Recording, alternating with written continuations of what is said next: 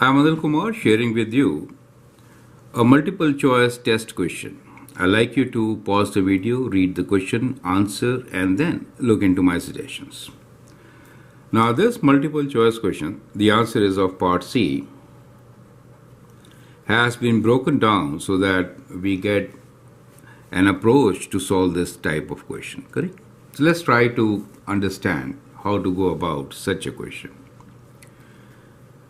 Peter is driving from Humber College to Niagara Falls.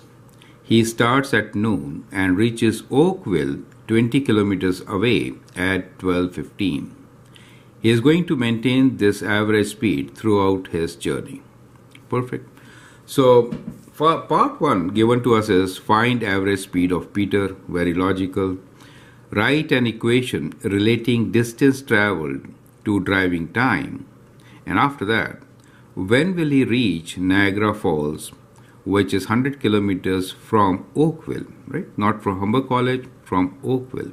So the different times are given. What is the best choice, right? So you can always pause the video, answer this question, and then look into my suggestions. So let's answer part A, finding the average speed. To find average speed, we'll use distance speed time graph.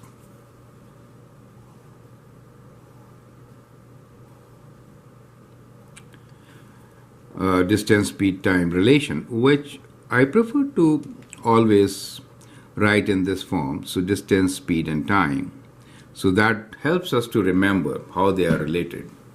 Now we are given distance of 20 kilometers, right? And time taken is, he starts as 12, right? So start time was 12 noon, correct? And finish was, let me write, finish time or coming at Oakville, it was 12:15. So time taken was 15 minutes. Now we'll work in hours.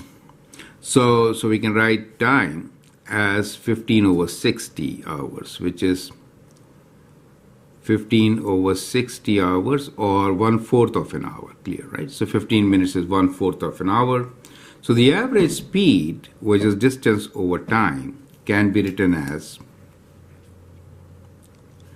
20 kilometers over 1/4 hours, correct?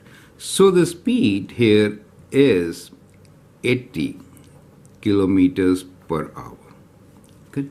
So that helps you to see how units go hand in hand with the magnitude of distance and time, right? Part B is write an equation relating distance traveled to driving time. Now, we have already said that he's going to maintain this average speed. So this is going to be the average speed. Therefore, the equation relating to distance traveled, so distance traveled with time will be given by 80, which is the average speed, times t. Okay? So that becomes your solution. Now it says, when will he reach Niagara Falls, which is 100 kilometers from Oakville? So getting 100 kilometers, we have to find now time. So in this case, we can write same relation. So time should be equal to distance over speed.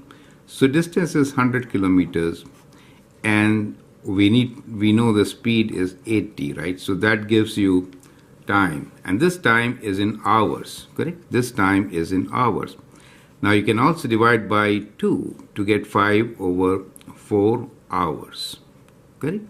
So that is basically 1 hour and 1/4 of an hour, which is 15 minutes. So this is after 12:15, right? So from here, so in 12:15, if I add an hour, it becomes 13, and 15 gives me 30. So option B is the right option, correct? So that is how you could answer. Now, let us also understand that if this is a question in let us say SAT or some other exam, Then, what is the shortcut? Let's understand the shortcut. Now, shortcut is very simple. We have 20 kilometers and it is taking 15 minutes for 20 kilometers. Then we are going to work with 20 kilometers and 15 minutes. So we say 20 kilometers means 15 minutes. So 100 is kind of a ratio. So that means 100 kilometers will be 15 times 5. Do you see that? 15 times 5. So it is 4 will give you 1 hour and then 1/4. So that gives you 1 hour and 15 minutes. Do you see how fast it becomes? Then you add that time and get your result.